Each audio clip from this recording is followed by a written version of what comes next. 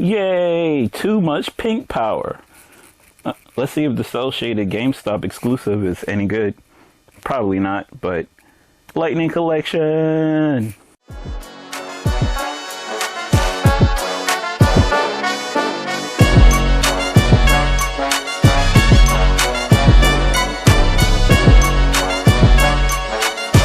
Hey everyone, we're checking out the Mighty Morphin Pink Ranger cell shaded.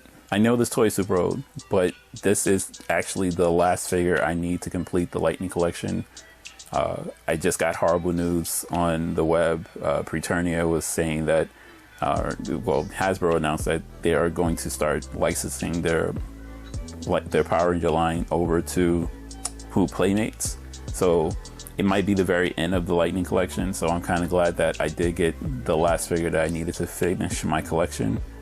So anyway, this is the same toy that we've seen literally 5 times in the Lightning Collection. It's just that this one has a little bit more paint on it. Let's look at the box and see if it's better than your mom. So on the front, we get a nice window, see all the toys that are in the box. We get the lovely Tom Whalen art, which I love to death.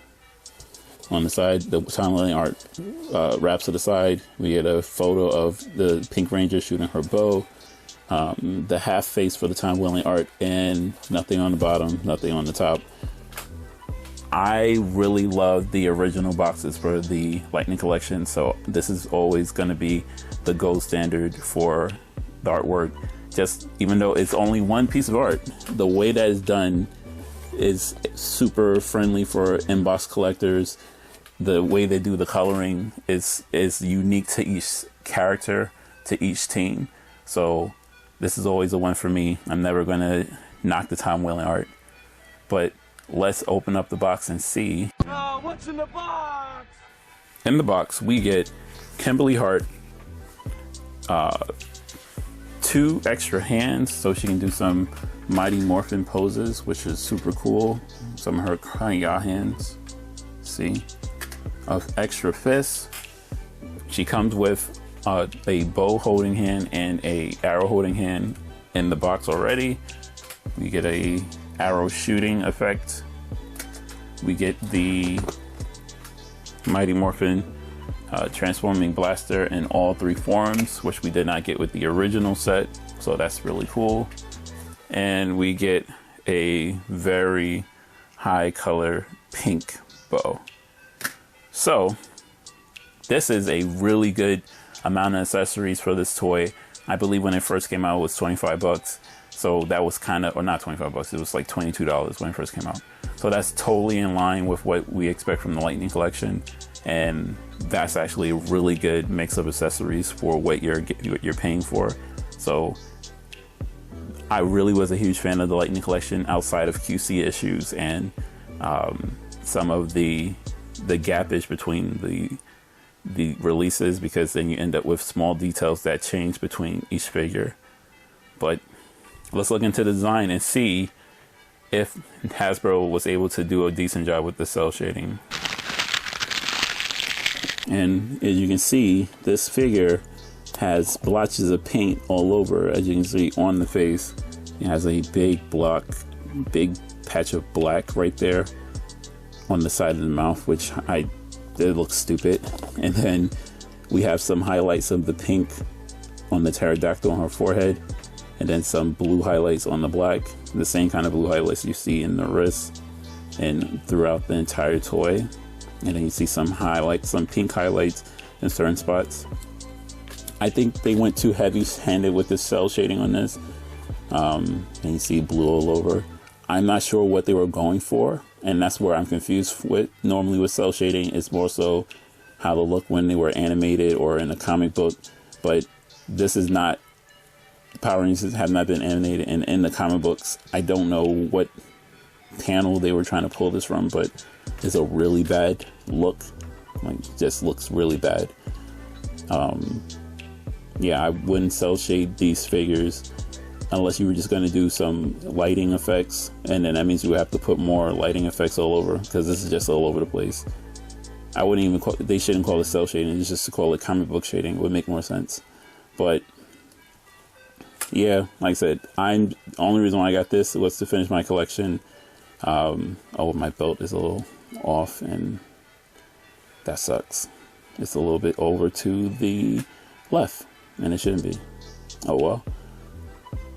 So design wise, this is a piece of crap. I am super disappointed with this cell shading.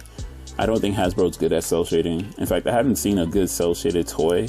Like, I've seen toys that had a little bit of shading in it, which is fine, but as for a toy that is this heavily shaded, I have never seen one that was worth the money.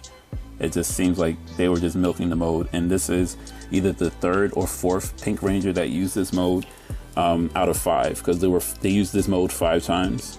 They used it with the original Pink Ranger. They used it with the Cat and Pink Ranger 2-pack. They used it again with the Pink Ranger metallic form. They used it with this one, and then they used it with, nope, that's it.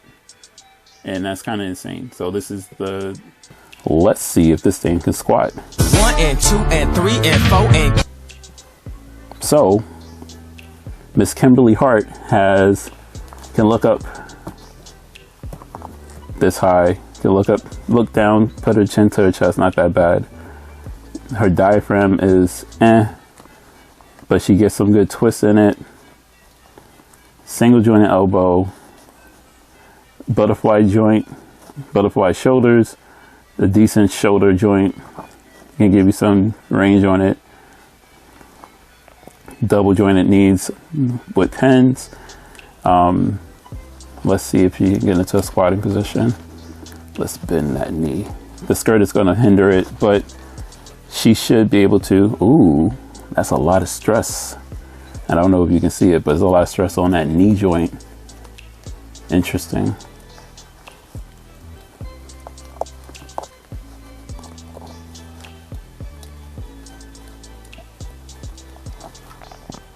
And she is getting into focus, getting into a decent squatting position. Not the greatest, but not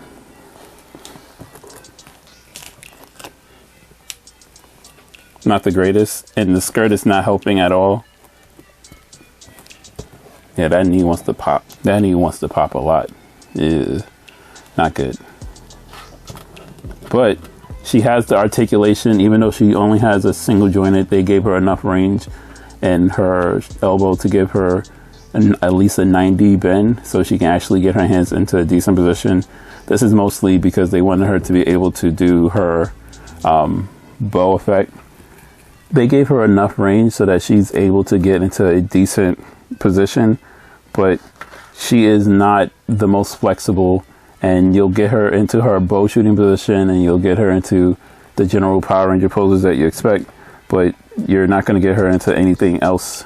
You're not going to get her into something more dynamic, unfortunately. So you'll get her the skirt hinders her, but I know it's part of the costume. So you get her into some high kick positions. You can do the bow position, which I'll take photos of, and you can get her into just the general Power Ranger poses. Nothing exciting, but not really asking for much out of these toys. And now let's get to the money.